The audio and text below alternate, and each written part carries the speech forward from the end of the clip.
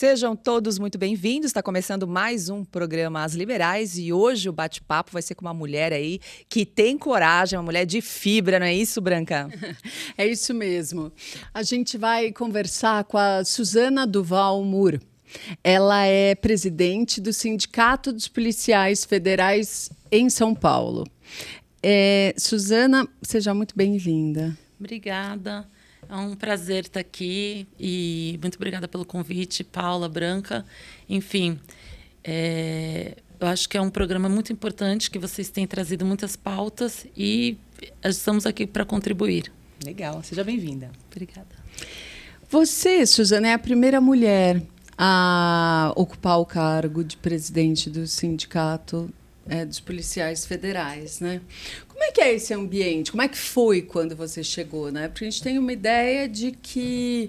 a gente tem uma ideia, não. Embora cada vez mais mulheres, né, sejam policiais, ele é um ambiente ainda um pouco mais masculino. Como é que você foi recebida? Como foi assumir esse cargo? É um ambiente bem masculino, né? Em São Paulo, são 8% só de mulheres policiais federais. Então, é um número muito reduzido. Mas é importante ter mulheres. E hoje a gente percebe que os próprios colegas veem essa necessidade de ter mulheres policiais trabalhando principalmente na linha de frente, porque realmente ajuda no trabalho. O fato de ser uma mulher, enfim, tanto com relação à aparência física, de poder fazer investigações veladas, né, infiltrações, como também as próprias características femininas, de ser bem detalhista. Então, a gente tem um certo apoio da categoria, mas é lógico que tem também um pouco de machismo e a mulher tem que se provar, né? Se ela não provar que realmente ela está ali, porque ela está no mesmo nível que os colegas, né? Que os colegas homens, ela vai ter muita dificuldade. Então, assim, é muito bem aceito, desde que seja alguém que vai ajudar a equipe, não alguém que vai atrapalhar. E nesse ambiente assim que é mais masculino, acho que 13% da corporação no Brasil, é isso? É formado por mulheres? Isso. No Em São Brasil, Paulo são 8. São 8. Em São Paulo tem um pouco menos. Pouco menos. Mas concurso público tem equiparação salarial, né? Mas já teve caso, ficou sabendo de homens que foram promovidos em detrimento de mulheres? Aconteceu algum tipo dessa situação, assim, de discriminação pelo fato de ser uma mulher dentro da corporação? Assim, não é tão direto, né? Mas os homens acabam tendo uma relação mais próxima entre eles. E como são a maioria, então, enfim, acabam tendo uma proximidade maior, uma confiança maior. E aí realmente é mais difícil para as mulheres, principalmente porque acabam ficando um pouco à deriva, né? Então, você tem certos setores, delegacias que tem uma mulher. Então, eu já trabalhei em delegacia que tinha 60 homens e eu era a única mulher. E também tem a questão de como você é a única no local, chama muita atenção. Então, a mulher também não pode errar. Se a mulher errar, todo mundo vai perceber. Se um homem errar, como é mais um, ninguém vai nem notar. Mas como a mulher é a única ali, digamos, é o peixe fora d'água, né? Então, também tem que se provar mais. Mas tem algumas situações, eu acho que tem diminuído muito. Quando eu vim para o sindicato, foram os próprios colegas que me procuraram para me candidatar à presidência do sindicato. E, na época, eu tinha me aproximado mais da questão sindical, porque estava sendo criada uma diretoria da mulher, justamente para representar, ter voz, para as mulheres da Polícia Federal terem voz, porque como são muito poucas, muitas vezes não tinha um banheiro feminino no local de trabalho. Algumas questões que eram esquecidas, porque ninguém lembrava que tem mulheres também na polícia. Colete feminino. A questão do uniforme, é diferente o colete? Como é que é O colete é diferente, a anatomia da mulher é diferente, então muitas vezes você só tinha colete masculino, incomoda, né? Hoje não, hoje já tem, hoje as mulheres têm sido mais ouvidas, têm tido esse olhar, né? Têm tido muitas ações de promoção, mas na época não tinha. E aí estava sendo criada a diretoria da mulher e eu me interessei e comecei a me aproximar em razão disso. E aí os colegas queriam que eu saísse candidata a presidente do sindicato. Na época eu falei, mas vocês não dão nem a viatura para a gente dirigir, quanto mais a presidência do sindicato. Aí era engraçado. A viatura é diferente, né? Brincaram assim. Mas, enfim, os próprios colegas me incentivaram muito, né? Deram muito apoio. Então, na primeira eleição, fomos eleitos com quase 70% dos votos. O outro candidato é um colega homem. E eu percebi ali que eu fui eleita com voto de homem. Então, que essa estigmatização, essa discriminação que a gente tem naturalmente, tradicionalmente na sociedade, ela cada vez tem se refletido de uma forma menor dentro da polícia. E nós temos 27 sindicatos no Brasil, né, um em cada estado. E teve uma época que nós estávamos com 4 presidentes mulheres. Então, a gente percebe que existe uma credibilidade no trabalho da mulher, né? E que existe uma confiança muito grande, muito naquele sentido de saber que a mulher ela faz, ela age, ela vai atrás, né? Tem iniciativa. Então, a gente tem essa visão, né? Suzana, e nas ações? Você sente que, às vezes, você vai lá, interpela um criminoso, é uma mulher, ele já lida de uma outra forma, ou né, sei lá, tentar fugir, brigar, alguma coisa assim? Sim, muito. Muito, porque eles não veem a gente como policial, eles veem como uma mulher, né? Como uma menina. Então, não existe... a gente tem uma aparência física e uma força física, a gente é mais delicada. Então, a gente tem que realmente compensar com treinamento. E quando você tem um treinamento, o nosso treinamento na academia de polícia, todos os treinamentos, eles são feitos em conjunto. Então, a equipe toda está no mesmo nível de treinamento. Seja um homem ou seja uma mulher, eles vão ter o mesmo tipo de reação, né? A gente tem um padrão que todo mundo tem que chegar lá. Só que o criminoso não sabe disso. Ele olha para a gente com essa carinha. Então, a gente tem que ter mais cuidado, treinar mais, né? Prestar mais atenção, porque... defesa pessoal, luta, assim? Tudo. Porque, assim, se tem um homem e uma mulher, ele vai tentar tomar a arma da mulher, se ele for tentar uma reação. Então, a gente já tem a gente já combina na equipe, o homem conversa, chega mais perto dele, conversa, a mulher faz a segurança, né? Então, você está trabalhando em 2. Então, um aborda e conversa, e a mulher geralmente fica mais afastada para fazer a segurança. Tem que ter um cuidado maior com a arma. Mas é uma questão também de atitude. Quando eles percebem que a mulher tem atitude, que ela tem treinamento, que ela é policial, eles acabam respeitando, sim. Né? Então, assim... Eu não posso dizer nunca que eu fui desrespeitada em ação, mas a gente percebe que eles tentam ver se tem uma vulnerabilidade ali. Então, aparentemente, eles vão primeiro tentar na mulher, ver se vai ter alguma vulnerabilidade. Quando eles percebem que não vai ter, aí eles acabam aceitando. Agora, é engraçado que, às vezes, existe um inconformismo, né? Dele olhar, não acredito que foi essa mulher que me prendeu. Tem isso também. Tem. Principalmente esses que estão foragidos há muito tempo, né? Que conseguiram escapar aí de várias situações, e aí você consegue chegar nele e fazer a prisão. E aí você vê no rosto, né? Fala, não estou acreditando que foi essa mulher e mais um policial, só esses 2, e ainda mais sendo uma mulher, né? Que, enfim, que não demonstra uma força física. Mas tem um treinamento, né? Ô, Suzana, conta um pouquinho pra gente, a gente estava comentando aqui antes do programa começar, né? Você passou num concurso público pra gente da Polícia Federal lá em 2004, certo? Formada em Direito. Aí foi chamada em 2007 para assumir. E aí você foi lá pro Rio Grande do Sul, é isso? Isso. Começou a tua carreira como agente da PF no Rio Grande do Sul. Você é natural de São Paulo? Natural de São Paulo. E quando a gente presta o concurso, muitas vezes a gente vai para a fronteira. Então, vai onde tem as vagas, né? Onde está precisando mais. A fronteira sempre foi mais carente. Hoje está melhorando um pouco, porque fizeram alguns programas, né, dentro da própria polícia para desenvolver melhor ali os trabalhos na fronteira. Mas sempre foi o local mais carente. E a minha primeira lotação foi em Bagé, que é fronteira com o Uruguai.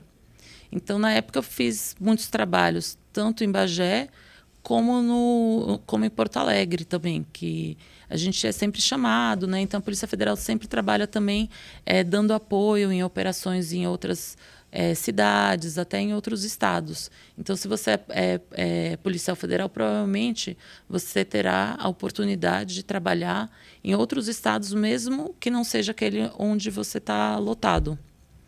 E ali naquela região, quais eram os principais problemas? Ali, tráfico de drogas? Como é que... Tráfico de drogas, contrabando, descaminho, mas ali ainda é uma fronteira considerada tranquila. Eu cheguei a trabalhar em missão na fronteira com o Paraguai, então cheguei a trabalhar em Ponta Porã, em Foz do Iguaçu. É outra realidade, é bem mais complicado, a quantidade de crime é muito maior, principalmente tráfico de drogas, contrabando, descaminho, crime organizado. Mas o Uruguai é considerado uma fronteira tranquila, só que a fronteira tem que ter presença da polícia, porque senão o pessoal começa a dar a volta e entrar por ali. Então, fronteira você tem que ter presença, tem que ter monitoramento. E, na época, a gente tinha muitos problemas ali também com o tráfico de drogas, que geralmente tentavam entrada também por lá, né? Principalmente dos solventes, porque no Uruguai não era proibido alguns tipos de solvente de cocaína, então muitos faziam a compra lá para poder trazer para o Brasil.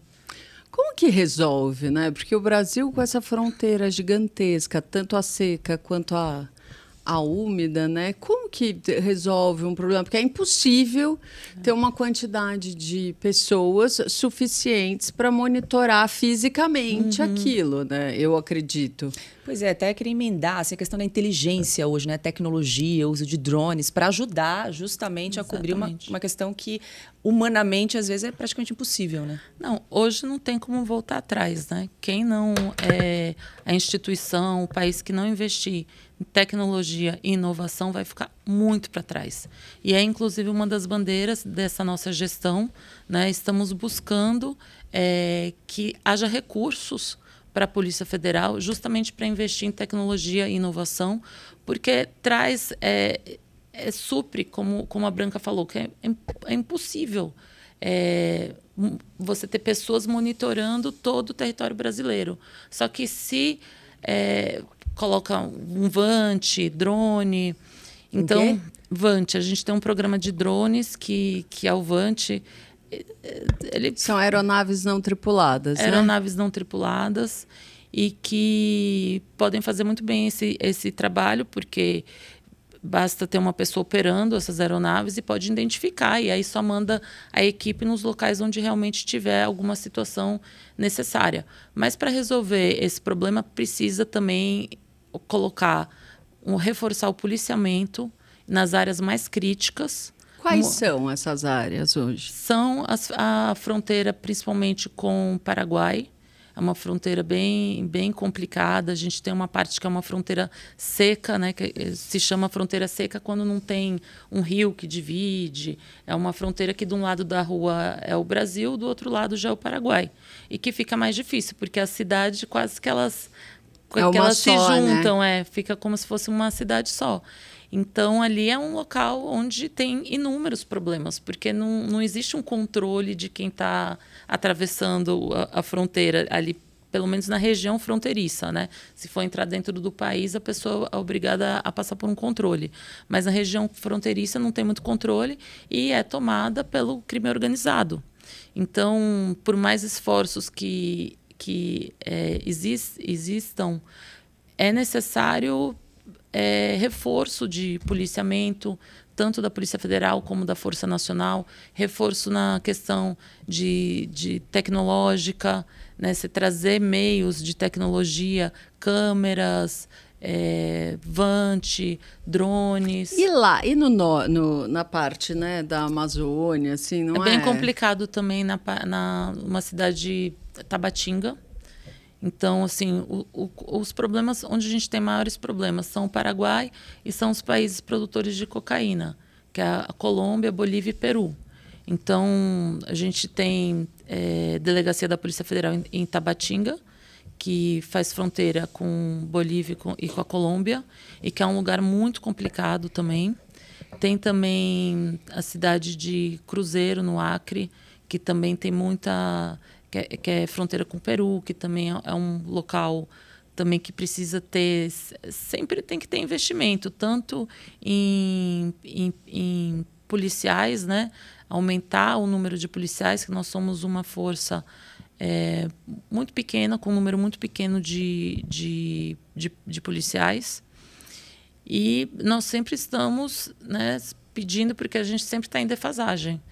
E lembrando que a gente tem que monitorar a fronteira, porque quando a fronteira ela não está monitorada, entra mais, o problema vai estourar aqui em São Paulo. Então, mesmo a gente estando hoje, o sindicato atuando no estado de São Paulo, a gente sempre busca recursos para que sejam investidos na fronteira, porque aí você diminui a quantidade de caminhão que entra, a quantidade de apreensão, que é um custo muito maior. Quando a gente consegue segurar o crime na fronteira, você reduz até o investimento que vai ser feito na área de segurança, porque você elimina essa questão de apreensão de caminhão, que tem um custo grande.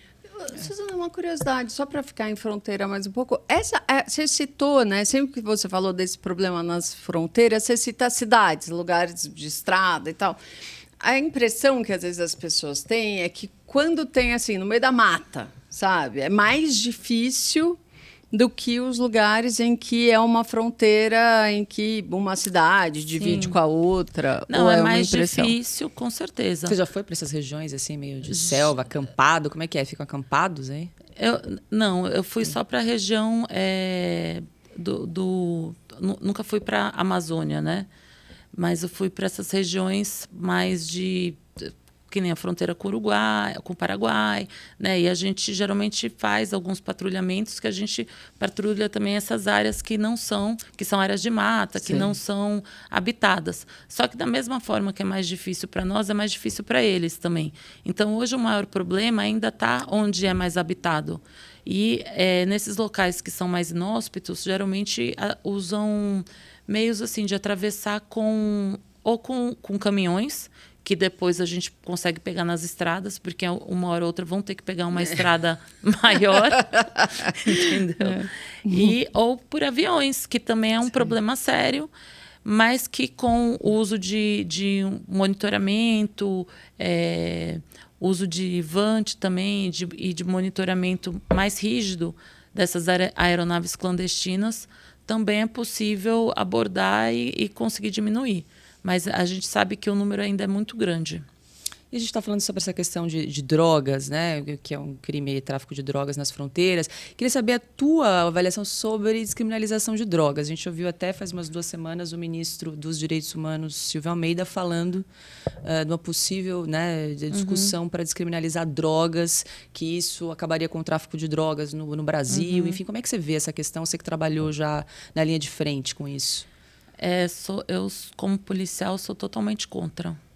Sou totalmente contra porque a gente sabe que não é o que a sociedade quer, que a maior parte da sociedade quer.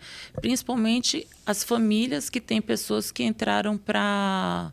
Que são viciadas, que são usuárias. Não é nem que são usuárias, que são dependentes.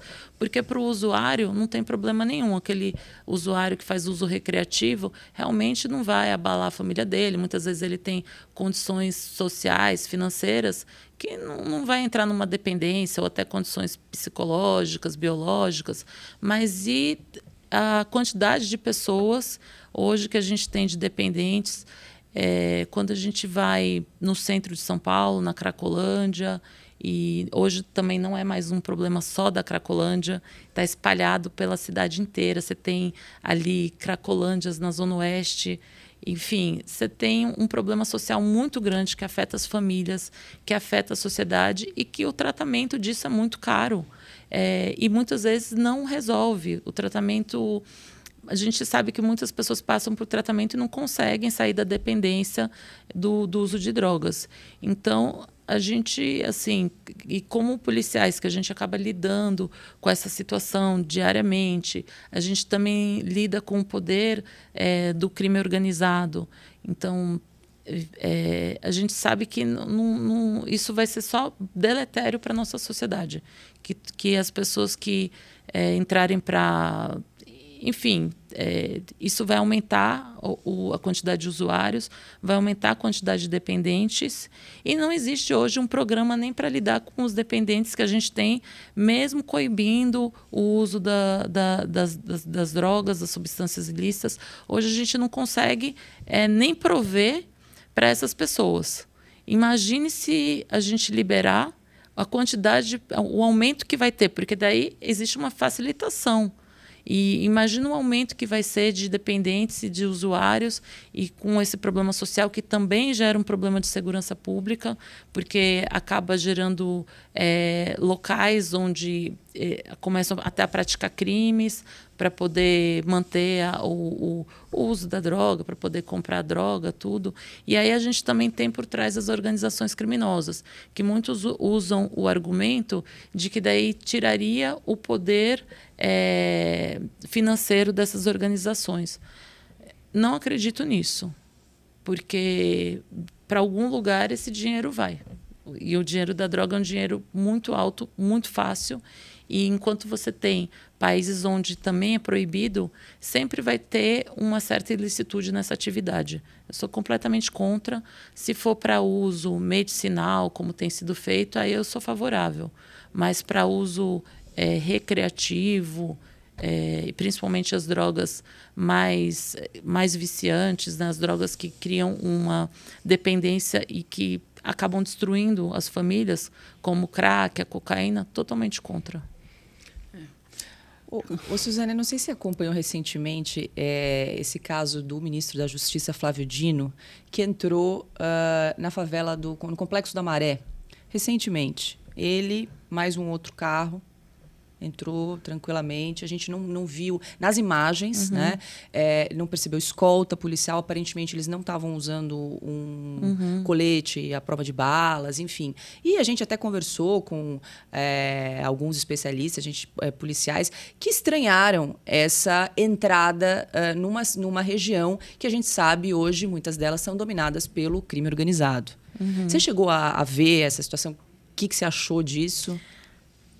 Assim, eu trabalhei nessa área de segurança de autoridades, né? Sou professora na academia de polícia nessa área também. Ah, E assim, quando a gente tem uma situação dessa, que é um local crítico, em geral, a gente recomenda que se faça... primeiro que assim, a gente tem que ter essa agenda com antecedência. Então, tem que ser comunicado para a equipe que vai ter uma agenda num local desse. Porque se for em cima da hora, provavelmente a gente vai recomendar não entrar, mas também não podemos proibir. E quem estiver fazendo acompanhamento dele, né, os policiais que estiverem fazendo acompanhamento dele, provavelmente vão entrar com ele, descaracterizados, que geralmente a gente faz esse trabalho de segurança descaracterizado. A gente não usa uniforme, a gente usa roupa social. E, enfim, e faz o acompanhamento das autoridades da agenda dela, mas geralmente em locais que não são críticos. Em local crítico, a gente tem que montar um aparato de segurança. Então, a gente tem que ir no local antes, ver todo o trajeto que será feito, colocar segurança na área, fazer uma série de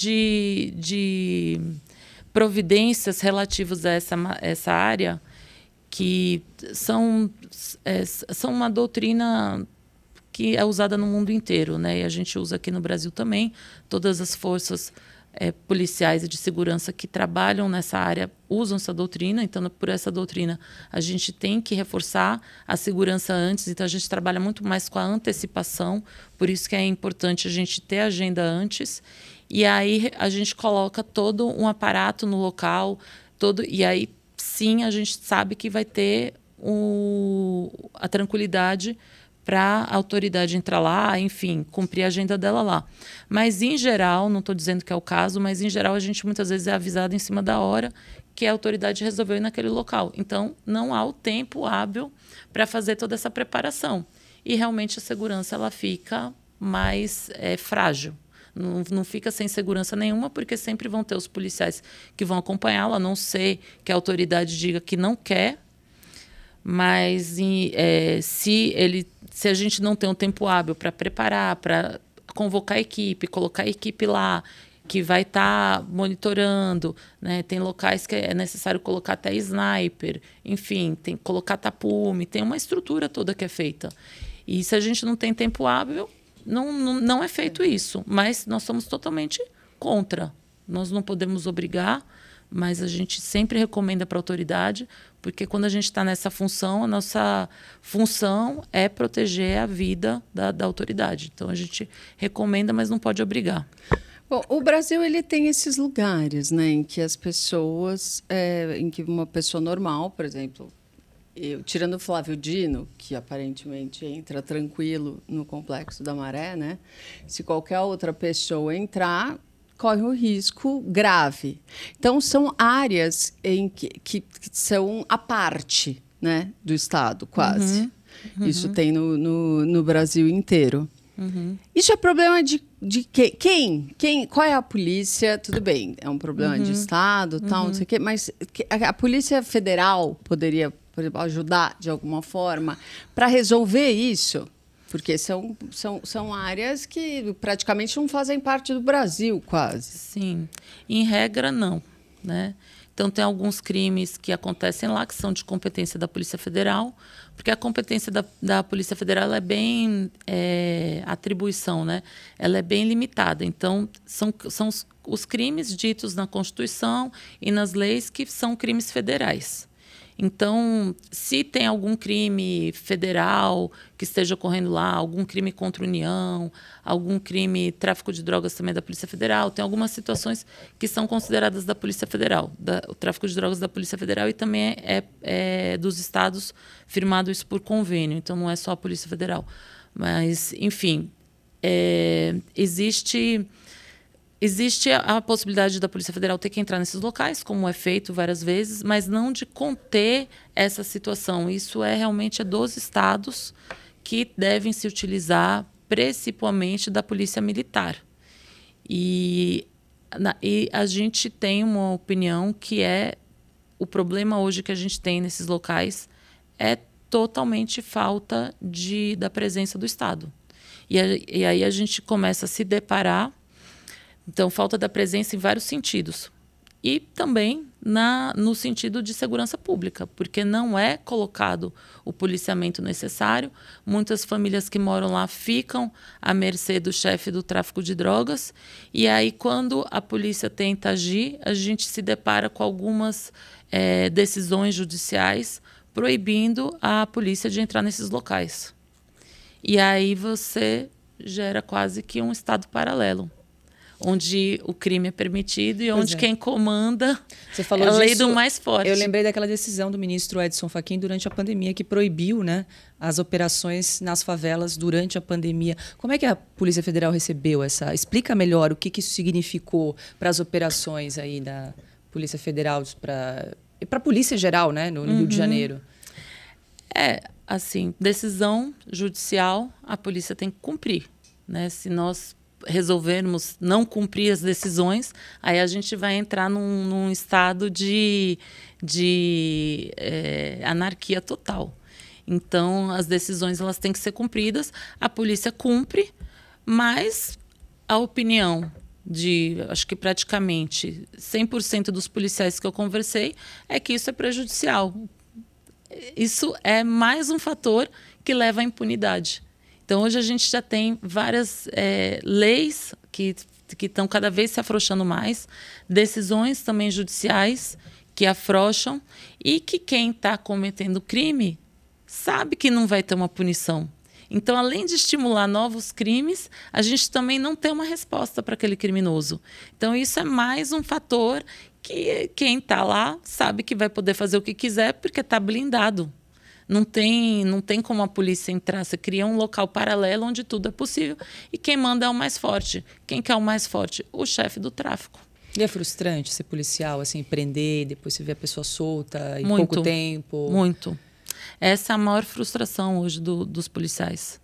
Então, assim, é uma profissão que a gente arrisca a vida para proteger a sociedade e que a gente vai para situações muito difíceis, muito complicadas, às vezes para fazer uma prisão de um criminoso de alta periculosidade, e muitas vezes ele sai na primeira audiência que ele tem com o juiz.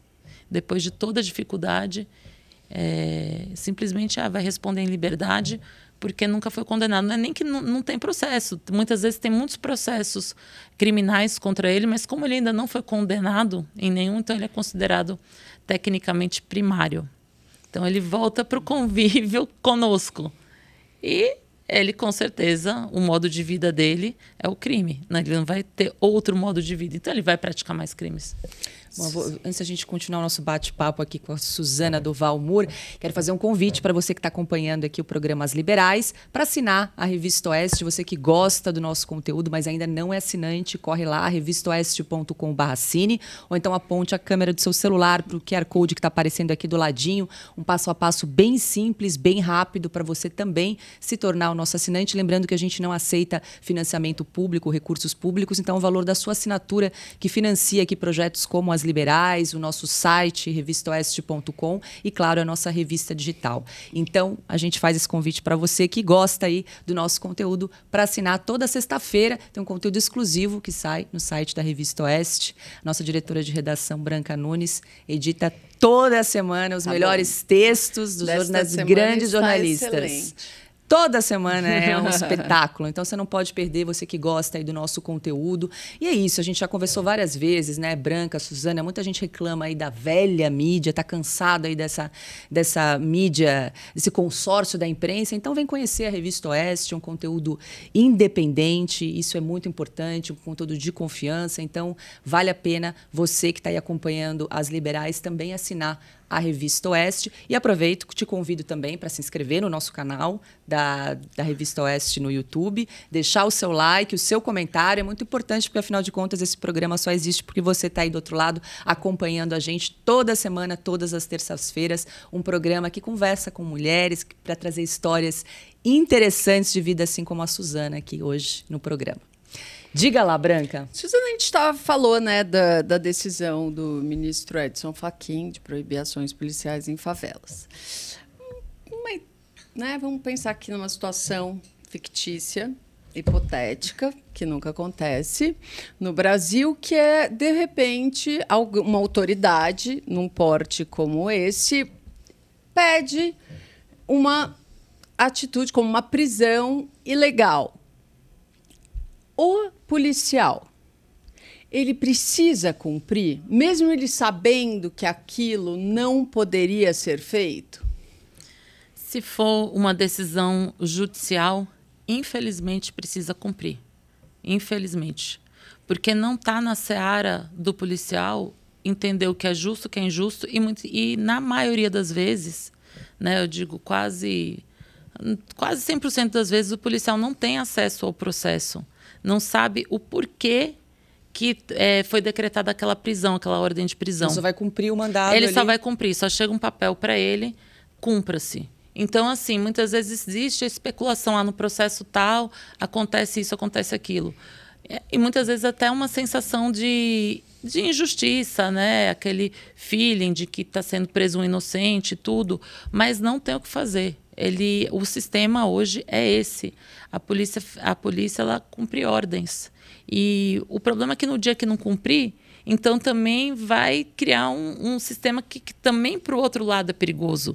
Porque, de repente, um policial que, digamos, que não seja muito sério, não, mas essa decisão não vou cumprir porque eu acho injusto. Só que, na verdade, ele não está cumprindo porque ou é um amigo dele, ou porque ele está envolvido, né? Então, assim, hoje, pela Constituição, pela lei, é obrigado a cumprir as ordens judiciais, e o policial que não fizer isso, ele vai responder, inclusive, criminalmente. Então, ele responde criminalmente, ele provavelmente vai ter problemas, pode até perder o cargo dele. E, enfim, ele também vai ser tratado como algum desses do processo. E é a lei, é o nosso sistema do país. Eu sei que muitas pessoas e a sociedade hoje espera muito da polícia, porque a polícia tem feito muita coisa pela sociedade, né? A gente percebe que ainda é um ponto ali que está lutando contra essa criminalidade, mas tem um limite. Então, assim, infelizmente, a gente tem esse limite hoje. E a gente espera, né, que a sociedade pressione, principalmente os políticos, em razão dessas leis cada vez mais liberais, cada vez leis que levam à impunidade. Então, que pressione por leis rígidas, por leis que punem, por leis que dão uma resposta da sociedade para quem está praticando o crime. Isso é muito importante, isso tem que vir uma pressão da sociedade para que os nossos políticos que estão lá cumpram com os anseios nossos, eles são nossos representantes. Pois é, você está falando isso, eu estou me lembrando agora que recentemente essa rebelião no Rio Grande do Norte, agora que a gente tem acompanhado aí, né? Então, ônibus depredados, comércio incendiado, enfim. E a gente estava lendo, enfim, acompanhando as notícias. Pelo que saiu, os presos, lá, os detentos, uma facção criminosa organizando aí uma ação coordenada, saindo de dentro da penitenciária, exigindo regalias como aparelhos de televisão, visita íntimas. Isso, assim, parece um absurdo. E o mais, o secretário de Segurança do Estado deu uma entrevista dizendo que as ordens estavam saindo de dentro do presídio. Mas se sabe de onde sai, por que não resolve, não vai direto e, enfim... Porque é difícil para a gente que é leigo estar acompanhando, e a gente, obviamente, tem que repercutir, noticiar, né? Mas é um absurdo.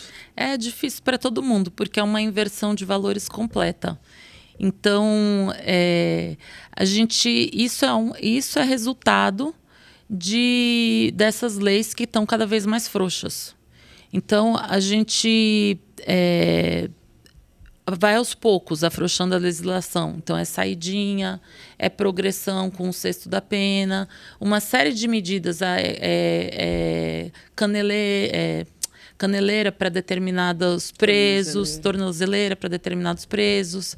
Então, assim, são várias medidas legais, jurídicas, né? Muitas vezes nem vem da lei, muitas vezes são decisões judiciais que interpretam dessa forma, né? E que vão cada vez afrouxando mais o sistema punitivo, vão afrouxando mais essa resposta que a sociedade quer e que o Estado tem que dar para quem praticou o crime, e eles começam a se sentir no direito de uma série de situações que são impossíveis em qualquer país sério no mundo. Pois é, para começar, como é que o cara está operando de dentro do presídio? Não, mas você vê assim, uma situação muito mais simples e menos, nas devidas proporções, um ponto de venda de drogas num bairro aqui, sim. Todo mundo sabe onde ele fica. Todo mundo. Então, acho impossível que o policial não saiba. Só que o ponto de venda de drogas ele permanece ali anos e anos sem que Aí a gente entra também que acabe num problema estrutural, né? Porque quem que sabe onde essa droga está? A polícia militar, que patrulha ali. Aí você vai conversar com os policiais militares, sabe que ali tem uma biqueira, né, no dito policial. Sabe que ali tem uma biqueira, tal.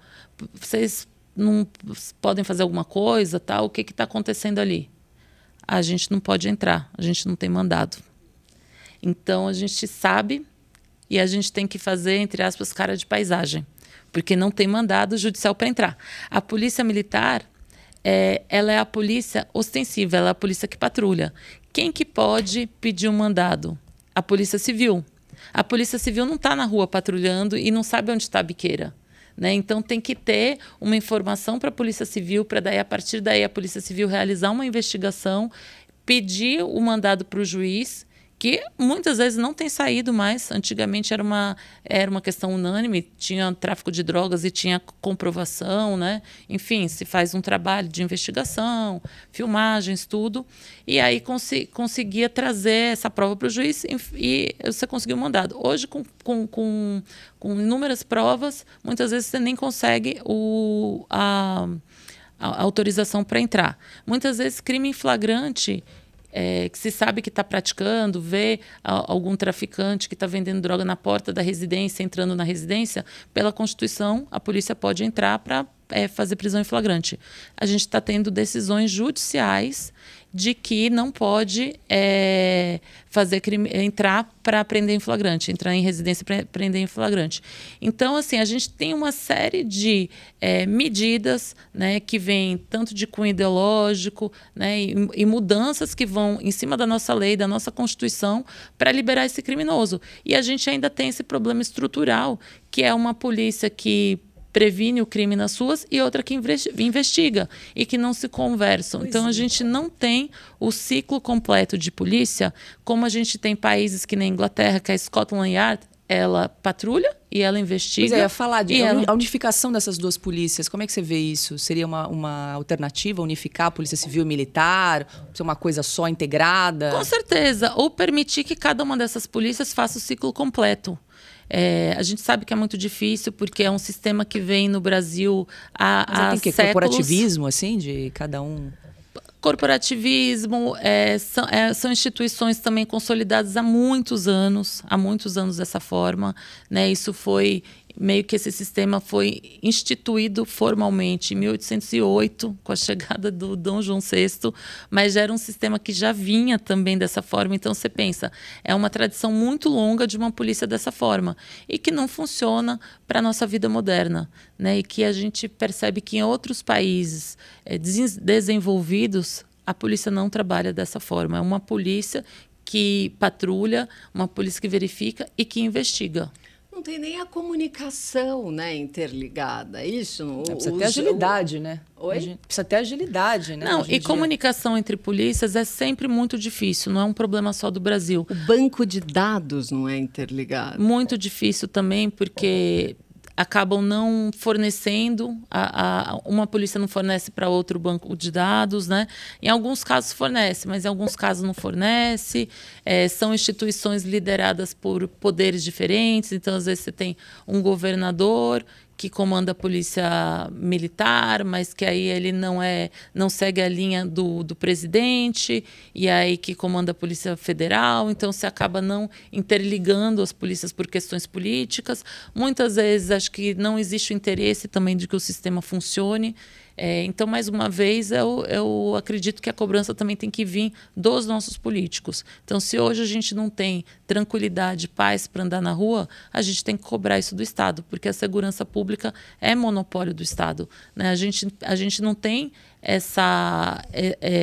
esse direito de se autoproteger e de processar alguém, enfim. A gente não tem como a gente prender uma pessoa que cometeu um crime. Isso é do Estado, é monopólio do Estado. Então, o Estado tem que agir.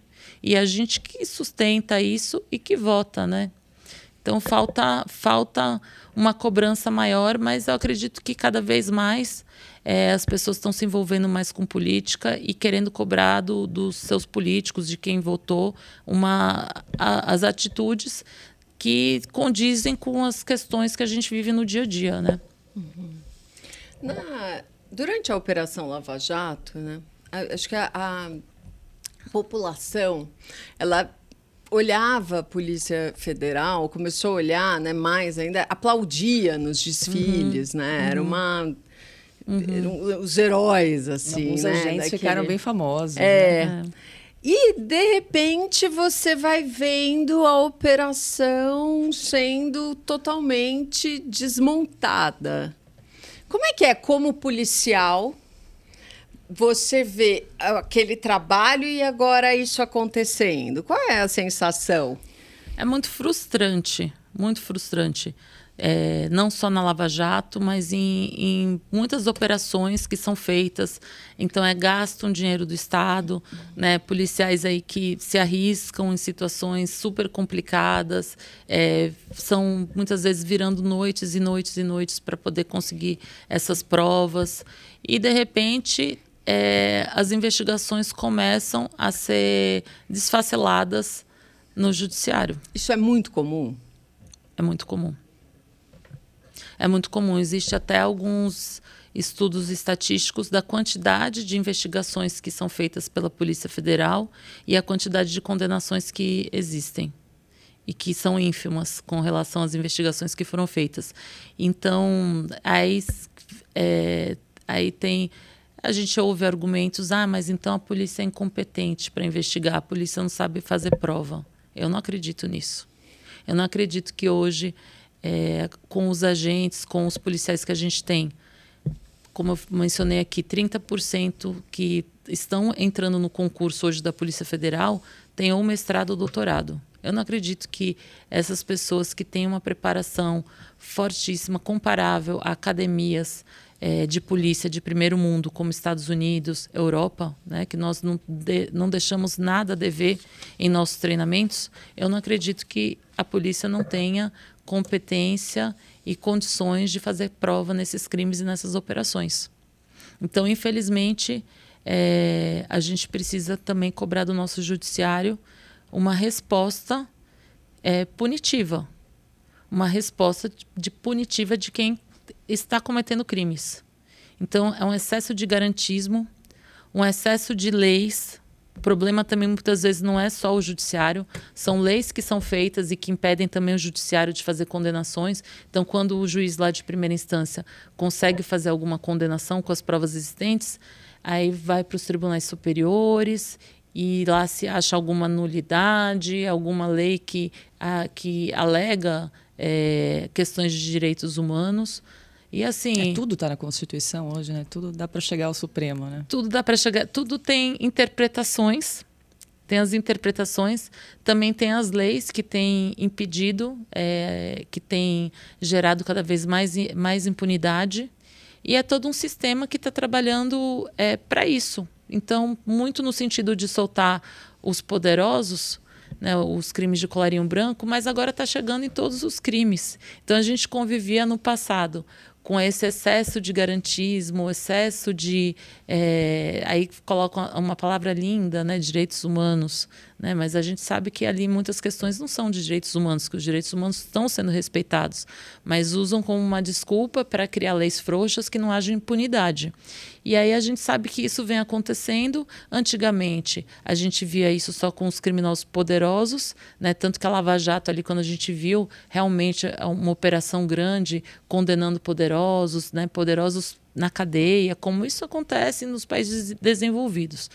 E então a gente criou uma esperança. Só que agora o que parece? Que além dos crimes de colarinho branco, crimes que os poderosos cometem, tudo, isso está começando nos crimes comuns também. E aí a gente tem cada vez mais insegurança de sair na rua, porque os assaltos estão aumentando, e parece que a gente que está virando refém da criminalidade.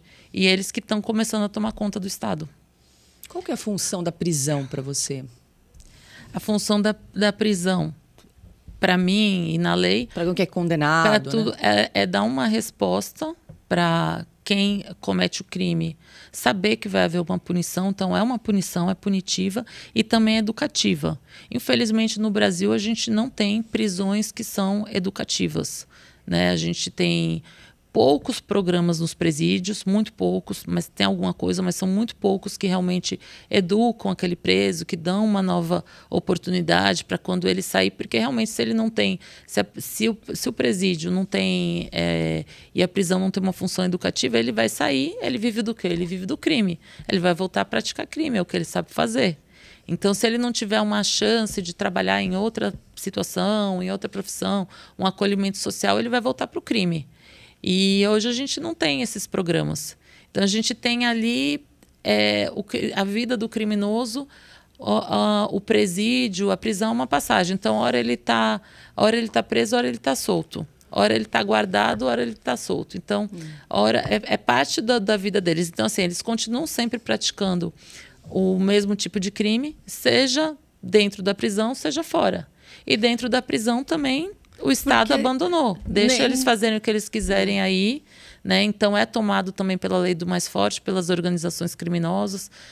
Tem presídios que são do PCC, tem presídios que não são. Quando o policial prende algum criminoso, tem que saber qual facção ele é, porque se colocar no presídio errado, vão matá-lo. Então, tem uns que ficam desesperados. Ah, mas eu não sou do PCC, eu sou da outra facção, porque a maioria dos presídios é PCC. Então, assim, é conhecido pelo mundo do crime, é conhecido pela polícia, é conhecido pelas autoridades, só que isso são questões que têm que ser tomadas pelas autoridades. Nem reeduca, nem pune direito. Nem reeduca, nem pune. Antigamente, pelo menos, punia. Hoje, não está nem reeducando, nem punindo, porque a passagem tem sido muito curta. Então, o criminoso é preso. Né? Ele faz a conta, né? Quanto tempo eu vou ficar preso? Porque eles sabem direitinho Eles como sabem, fazer, né? mais que os advogados até. E aí, ele é preso. Então, se for primário, ele vai esperar a audiência dele de custódia, que tem que acontecer assim em poucos dias, e então já vai ser solto. Né? Se ele tiver alguma situação, muitas vezes alguma condição fisiológica de saúde dele, provavelmente ele sempre vai ser solto. Né? É o que os policiais militares reclamam, que às vezes eu converso com eles, tem um fulano ali, criminoso, que comanda todo o tráfico pequeno, né? Em uma região ali, mas toda vez que a gente prende ele, o juiz solta porque ele tem um problema de saúde, não lembro qual que era, mas um problema congênito, não sei se era câncer e tal, e não tem tratamento no presídio, então ele já sabe que vai ser solto. A gente já prendeu ele 4 vezes, as 4 vezes ele saiu na audiência de custódia, prisões em flagrante. Todo mundo sabe, a comunidade sabe. Então, isso também passa para a própria comunidade a impunidade. Então, a própria comunidade vai respeitar quem? O traficante que não vai preso, que está com mais poder que o Estado, que a polícia, ou vai respeitar o policial? Para quem que ela tem que... Quem que gera ali... Quem que está tomando conta daquela região? É o criminoso. É o criminoso. Se ele comete o crime e não vai preso, isso estimula outros indivíduos a entrarem para o crime. Por que alguém vai querer ter um emprego, ganhar um salário mínimo, pegar ônibus, se ele pode entrar para o crime sabendo que não vai ser preso e ganhar rios de dinheiro no tráfico? Então, hoje a gente, além de tudo, essa impunidade a gente estimula outras pessoas a entrarem para o crime. E aí, então, assim, e muitas vezes os políticos só falam que tem que ter programa social, que tem que ter educação, que tem que ter questões para tirar esse criminoso para evitar que ele entre para o crime. Tudo bem, tem que ter, mas enquanto não tiver o Estado respondendo com punição, vai continuar entrando, porque não é só uma questão de oportunidade, é uma questão da pessoa saber que compensa fazer o certo. E hoje não está compensando fazer o certo. Hoje está compensando fazer o errado. Eu queria voltar um pouco para o sindicato, e você na presidência desse sindicato, né? Qual vai ser... Você assumiu agora, recentemente, essa recondução, né? O segundo mandato, enfim. São 3 anos, né? Quais vão ser assim, as tuas bandeiras principais ou a tua principal prioridade? Assim? Imagino que tenham várias, né? Mas se puder eleger uma assim, para esse primeiro ano. A principal prioridade é sempre o investimento na polícia, nos servidores. Então, nos policiais, a gente sabe que são quem está na linha de frente. E hoje o trabalho que a Polícia Federal conseguiu construir até aqui foi por muita força de vontade dos policiais, porque, como a gente estava mencionando aqui, os sistemas são feitos para não funcionar.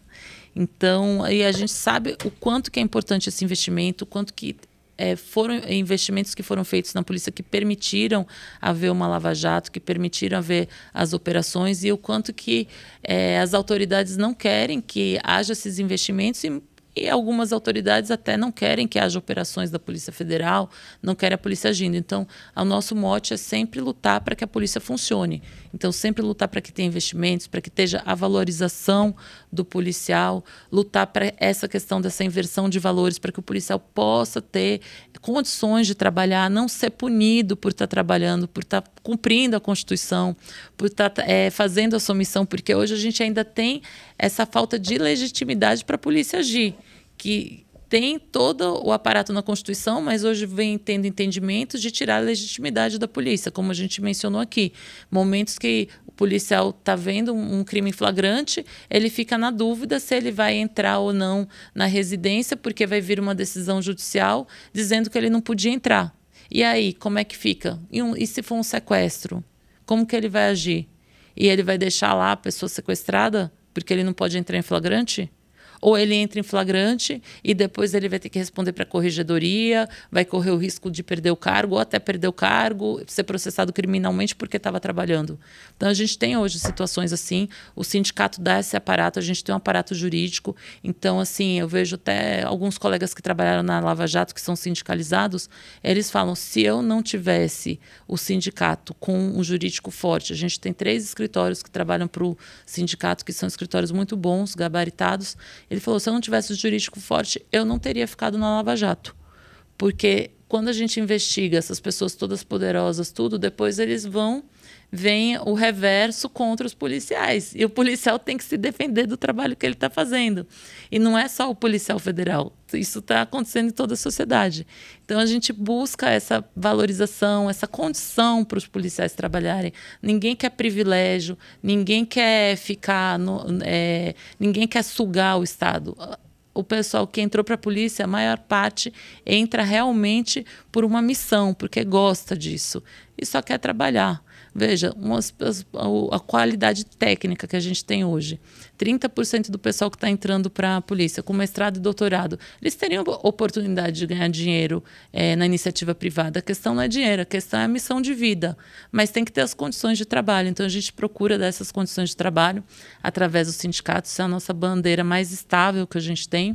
E a gente está buscando agora, nesse segundo mandato, valorização por meio da tecnologia e da inovação, e a gente trazer aí um trabalho mais fortalecido, porque a gente sabe que se não houver investimento em tecnologia agora, nesse momento, a gente não vai ficar 10, 20 anos atrasados, a gente vai ficar 200 anos atrasados com relação ao mundo e com relação ao crime, porque está tudo evoluindo muito rápido, inteligência artificial, e quem não acompanhar vai estar fora. E a nossa obrigação também como sindicato é exigir que se faça investimentos nesse sentido dentro da polícia. Por que você quis ser policial? Por que eu quis? Foi questão de vocação mesmo. Eu fiz direito. Mas você imaginava como profissão? Assim, que a gente sempre tem uma ideia do que é. Assim, eu conhecia algumas pessoas, colegas meus de faculdade, que tinham entrado na Polícia Federal. E aí, assim, foi quando começaram aquelas grandes operações lá atrás.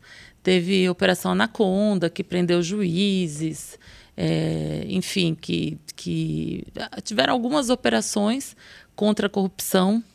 E foi ali 2003, 2004, aí eu falei, primeira vez que eu vejo uma instituição agindo contra a corrupção, que era a coisa que a gente mais reclama, que a gente via abertamente e uma impunidade completa, né? Então, aquela pessoa que era corrupta ainda debocha das pessoas sérias, porque ainda não faz nem questão de esconder, né? A gente tinha muito isso ali, anos 90, 2000. Aí foi a primeira vez que eu vi. Eu falei, não acredito que estão fazendo alguma coisa pelo Brasil, que estão fazendo alguma coisa para mudar nosso país. Aí eu falei, eu quero fazer parte disso. E tá aí quantos anos já, Suzana? 15 anos. 15 anos. Maravilha, a gente está se encaminhando aqui para o fim do programa.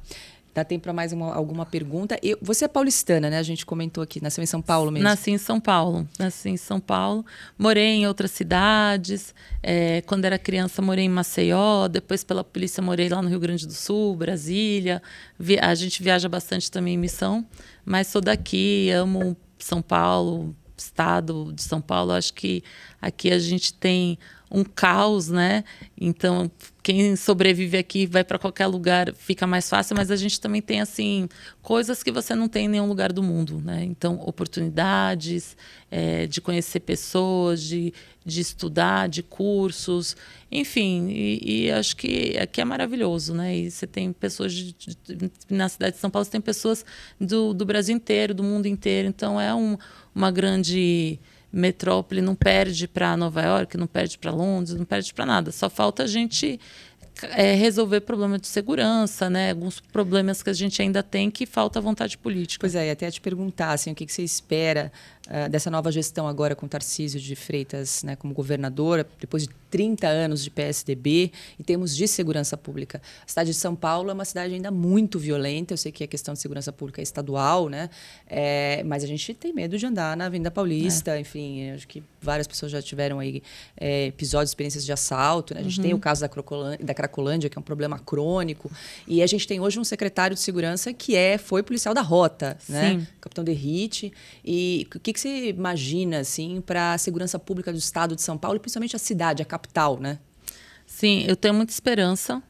Né? Não sei se ele consegue resolver o problema da segurança pública num primeiro mandato, porque, como a gente conversou bastante aqui, é algo muito complexo. Mas eu acredito que ele vai conseguir trabalhar muito nessa pauta, que ele vai conseguir diminuir os índices, que ele vai conseguir trazer mais tranquilidade para a população, porque ele é um técnico. Ele veio de uma área técnica, ele tem essa forma de trabalhar, ele não é um político que só vem conversar coisas para conseguir o voto e depois que conseguir o voto vai trabalhar o que interessa, o que ele acha que interessa melhor para, enfim, para o grupo dele.